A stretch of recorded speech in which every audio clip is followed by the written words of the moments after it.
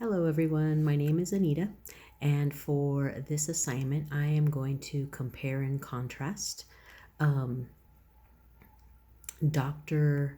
his name is Dr. DeRoche, his disclosure statement compared to the ACA Code of Ethics and also Washington's state guidelines for informed consent.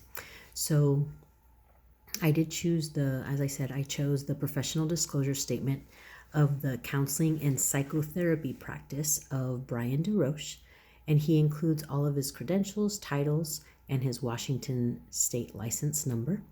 As per the ACA Code of Ethics and in Section A2 and Washington State's guidelines, Dr. DeRoche is very clear in communicating the client's freedom to choose whether they pursue counseling with him or not. He invites potential clients to ask any questions they might have concerning what is included or even excluded from the disclosure statement. And I appreciate how he states that. He's very inviting for any clients to ask questions at any time.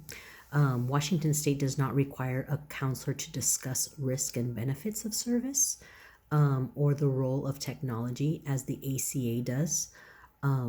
But Dr.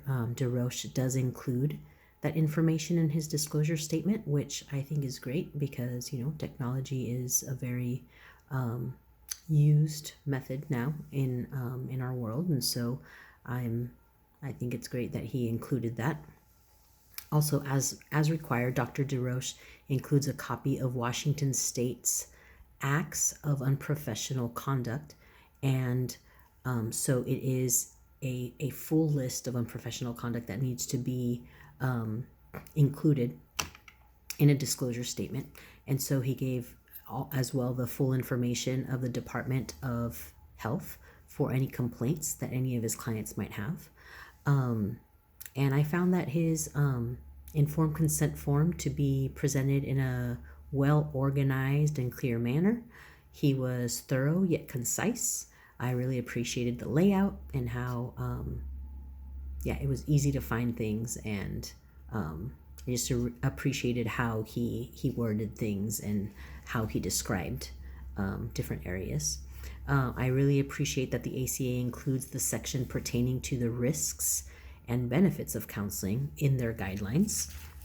I think it's so imperative for a counselor to be open and forthright with a client and explain prior to counseling what a client might experience throughout their counseling process, because many times, a client is in a situation where they just need help, and they're just hoping for things to change or to get better. And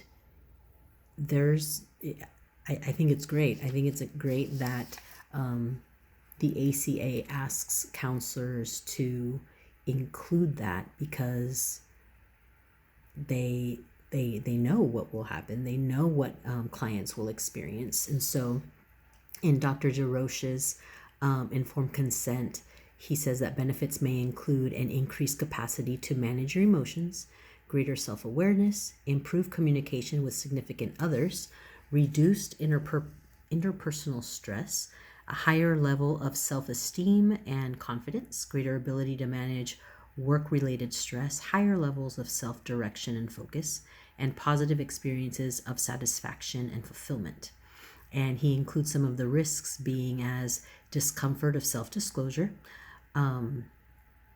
shifts in significant relationships, and feelings of depression, grief, anger, disappointment, remorse, and regret. He says that you may also experience anxiety from making changes in your life as you develop and act on new patterns of thinking, feeling, behavior. So again, I think it's great that that is included, and that that counselors would speak with clients about that prior to a session. Also, I just think it's interesting that the ACA nor Washington State mentions about consent for children. And so I read an article on that, informed consent with children, ethical and practical implications. And that was very enlightening as well. So thank you so much for watching. Take care. Bye.